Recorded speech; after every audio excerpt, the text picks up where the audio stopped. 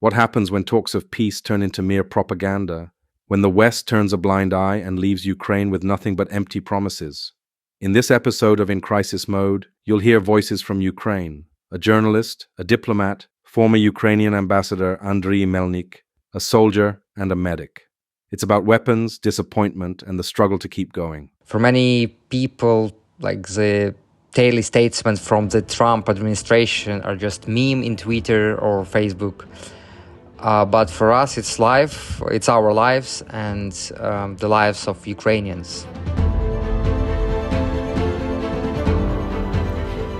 In Crisis Mode, the podcast from Conflict Zones with Jan Jessen. Hello, and welcome to a new episode. I'm Jan Jessen, a war and crisis reporter for the FUNKE media group. You'll find my reports in the Hamburger Abendblatt and the Berliner Morgenpost. Just a few weeks ago, I was in eastern Ukraine, observing the situation at the front. I saw destroyed villages and cities, spoke with soldiers about their expectations for this year, and yes, it's clear that peace is still a distant dream. The war continues relentlessly. We're now in the fourth year of this war, and despite ongoing diplomatic efforts from the US, it shows no signs of ending. It's not a frozen conflict. Russian forces continue their attacks, in fact, more intensely than half a year ago. Major offensives are expected this spring. This war is alive, and it kills. It takes the lives of countless soldiers at the front. That's always the most heartbreaking part of my visits. Watching the graveyards grow, filled with flags marking the fallen of Ukraine and the military units they served in. These graveyards keep expanding, but civilians are dying too. In April alone, 2 major Russian attacks occurred, one in Kryvyi Rih, President Zelensky's hometown, where 18 civilians were killed, and another in Sumy, a city near the Russian border, where 37 people died in mid-April. During Easter, Russia announced a unilateral 30-hour ceasefire, but the shelling never stopped. Some areas quieted down briefly, but dozens of offensive operations still took place, not just against military targets, but civilian ones too. In response, President Zelensky proposed a 30-day ceasefire for civilian areas, a gesture that has gone unanswered by both Russia and the US. And so, the war grinds on. People in Ukraine are, understandably, war-weary. Everyone I speak to is tired. A cloud of resignation hangs over the country. The situation at the front is dire. Russian forces advance daily, capturing territory. Ukrainian troops try to hold on, but the exhaustion is deep. People desperately want the war to end. But the big question is, how will it end? And what do people really think about the so-called peace initiatives, such as those proposed by the US? I talked to several people about this, including journalist Artem Lisak, who lives in Kyiv. He's witnessed the 2014 Maidan protests, the annexation of Crimea, and both the 2014 war and the 2022 full-scale invasion. He represents an entire generation. Sometimes I open my Facebook friends page and I can count how many of them are no longer alive, because of the war, of course. Artem, whom I met a few months ago, now works with us as a fixer, someone who knows the area inside out. He helps plan our reporting trips, secures access to locations, and acts as our translator. He has also worked for major international media like Sky News and spent over a year undercover on the Russian-occupied Crimea until he was briefly arrested and expelled. He's a brave and deeply engaged individual. When Artem says negotiations with Russia are a farce, it's not cynicism, it's experience. Talks between US and Russians, I think it's simply a farce. All the Russian propaganda cliché now are going from White House. It turns out negotiation just mean listening to Russia and repeating its talking points. Another key voice in this episode is Andriy Melnik, the former Ukrainian ambassador to Germany. You might remember him as someone known for speaking undiplomatically, especially when criticizing Germany's hesitancy to deliver weapons to Ukraine. His tweets and statements were blunt and stirred controversy, but they also highlighted real policy failures. Currently ambassador to Brazil, Melnik will soon move to the United Nations in New York. He shares Artem's views. Putin verfolgt eine ausgeklügelte, perfide Verhandlungsstrategie. Putin follows a perfidious strategy. Maximum demands presented as compromise while secretly intensifying warfare. Versucht das Ganze als einen angeblichen Kompromiss zu verkaufen. Und heimlich Kriegshandlungen intensivieren, immer neue Drohkulissen aufbauen. Putin, he says, uses a calculated and devious negotiation strategy, making impossible demands while secretly escalating the war. Russia insists on keeping annexed regions, even those it hasn't fully captured, like Zaporizhia, Kherson, Luhansk, Donetsk, and of course Crimea. Every time Ukraine proposes a peace plan, Russia simply ignores it. Meanwhile, the Trump administration claims it could end the war within 24 hours, but its rhetoric mirrors Russian talking points. US special envoys now even suggest Ukraine might have to give up land, especially Russian-speaking areas, which is a harmful oversimplification. Trump goes so far as to blame Ukraine for the war. This makes true negotiations almost impossible and incredibly easy for Russia to exploit. Melnik has clear demands. He wants Germany to act, not symbolically, but effectively. To be fair, Germany has become Ukraine's second most important partner, after the US. It has supplied valuable systems like the Gepard anti-aircraft tank, the Iris-T air defense system, self-propelled howitzers, Leopard 2 tanks, and artillery. But Melnik says it's still not enough. Das heißt, dass der neue Kanzler Friedrich Merz This means that the new Chancellor Merz should announce a new course on May 6, the day he takes office. On the one hand, to massively increase arms deliveries to Ukraine in close coordination with European partners. On the other hand, to tighten sanctions on Russia significantly. This includes a complete halt to imports of Russian LNG gas. It includes cutting all Russian banks off from the SWIFT system.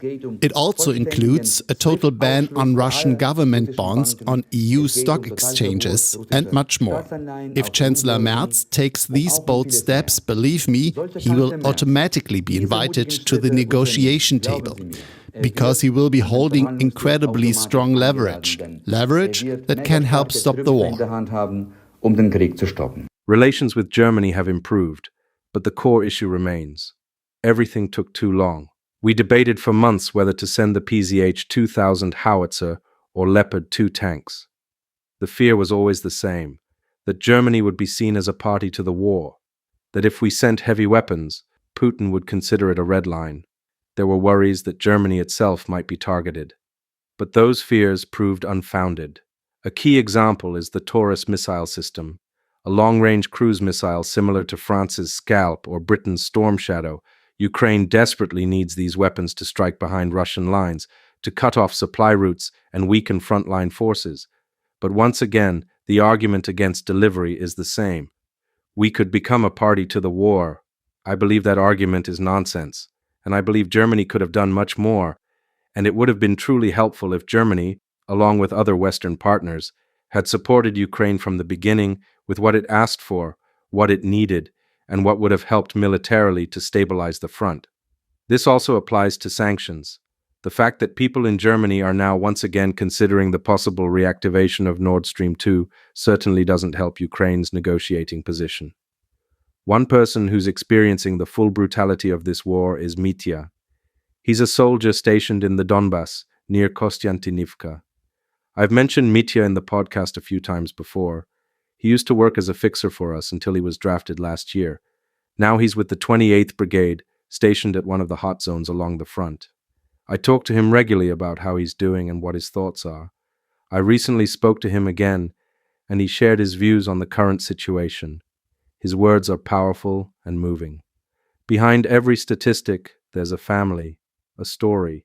The situation in the area of responsibility of my unit is very difficult, I would say, and not because Russians are, swiftly advancing or something. They do not, but the cost we pay for holding them back is very high.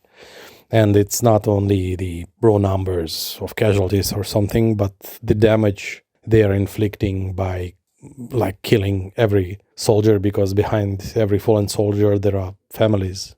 As I mentioned, Mitya used to be a fixer and a journalist. Recently, he's been really struggling. His mood has become increasingly bleak, especially since he's part of a combat unit. He hasn't yet been right at the front line, what he calls the meat grinder. He describes the situation near the front lines as horrifying, with drones constantly in the sky, making movement nearly impossible. Mitya fears he might soon be sent directly into the thick of battle, and I had the impression he's been teetering on the edge of depression in recent weeks. Right now, there are just dozens of drones simultaneously in the air, so it is almost impossible to make some sneak moves. You cannot sneak in or sneak out from the frontline positions without you almost can't do that. I don't know. We need to figure out something to get ahead again. Otherwise, it becomes increasingly difficult to reach the front because drones are also present in nearby towns, attacking anything that moves. The Russians even use decoy drones, which land and wait, sometimes at bus stops, before launching attacks on passing vehicles. They target everything: civilian cars, military vehicles, even ambulances. The battlefield is now completely transparent. As Mitya said, it's almost impossible to move without being seen by surveillance drones and then attacked, whether by kamikaze drones or those dropping explosives. This also makes it incredibly hard for us as journalists to report from the front. Coverage is becoming more dangerous and limited. Another person we've spoken about on this podcast is Katerina Krapisnikova, a combat medic in the 47th Brigade. You might remember her story, especially that of her fiancé, Oleg, who was also in the 47th and died in February of last year. His death was a devastating blow to her. She once shared the story of their relationship with me. It was deeply emotional and moving. Katerina has seen countless wounded soldiers, not all of whom she was able to save, but she keeps going, every day. One of the main challenges, though, for us as the casualty care providers is the quality of the evacuation routes. The risky conditions of the tracks damages the evacs more often, so in order to be on spot for the next casualty extraction, we need to repair vehicles constantly. What Katerina describes mirrors what Mitya says. Russian drones attack everything: evacuation teams, medical vehicles, field hospitals. The rules of war, like the Geneva Conventions, seem to hold no weight here. Even vehicles marked with a red cross are not spared. This makes the situation incredibly dangerous for field medics like Katerina. Adding to this, under the Trump administration, USAID, America's International Development Agency, has been effectively dismantled. Billions in aid have been cut, affecting not only Africa, where many now suffer due to lack of humanitarian assistance, but also Ukraine. USAID had supported countless people in frontline towns, funding organizations that delivered food, helped evacuate civilians, and provided medical care. That support is now largely gone. It's a harsh reality, one that pushes Ukraine further onto the defensive and drags down public morale. People feel abandoned, particularly by the US, even though Europe continues to stand by Ukraine. These developments are deeply troubling. Many had feared what might happen if Trump returned to power, but no one expected it to be quite this bad. Everyone I've spoken to in Ukraine says the same thing. Peace can only be achieved if the West acts decisively, and more decisively than it has so far. With the US stepping back as a reliable partner, the responsibility falls more heavily on Europe and on other willing nations like Australia, Japan, South Korea, and Canada. Ukraine still needs weapons. It needs long-range weapons, artillery ammunition, air defense systems to protect cities and prevent tragedies like those in Sumy, Kryvyi Rih, and elsewhere, where many civilians have died in Russian airstrikes. Ukraine needs humanitarian support, and above all, diplomatic backing. What the Americans are currently doing, repeating the Russian narrative, is simply unacceptable. Suggesting that Ukraine is to blame for the war, or that it could have prevented it, or should now give up everything Russia has taken, is not a basis for negotiations. Real negotiations involve both sides starting with maximal demands and then meeting in the middle. But the way the US is currently engaging makes that impossible. And clearly, the Russians aren't interested in ending this war anytime soon. Putin's so-called Easter ceasefire was repeatedly violated with continued shelling and attacks across the front. That shows a distinct lack of genuine interest in peace. This war is real. It is not frozen. It is bloody and ongoing. Lives are lost every day and people are wounded daily. Ukrainians are tired. They don't want to fight endlessly, but they want to be heard. They want to be taken seriously, and they still want support. This was Krisenmodus, the podcast, produced by Alexander Baumeister, journalist and radio editor at a station of the FUNKE Media Group. If you don't want to miss an episode, follow us on Spotify, Apple Podcasts, or wherever you listen. Feedback and questions welcome at krisenmodus@funkemedian.de. Stay safe. Until next time, take care. Bye-bye. In Crisis Mode, the podcast from Conflict Zones with Jan Jessen.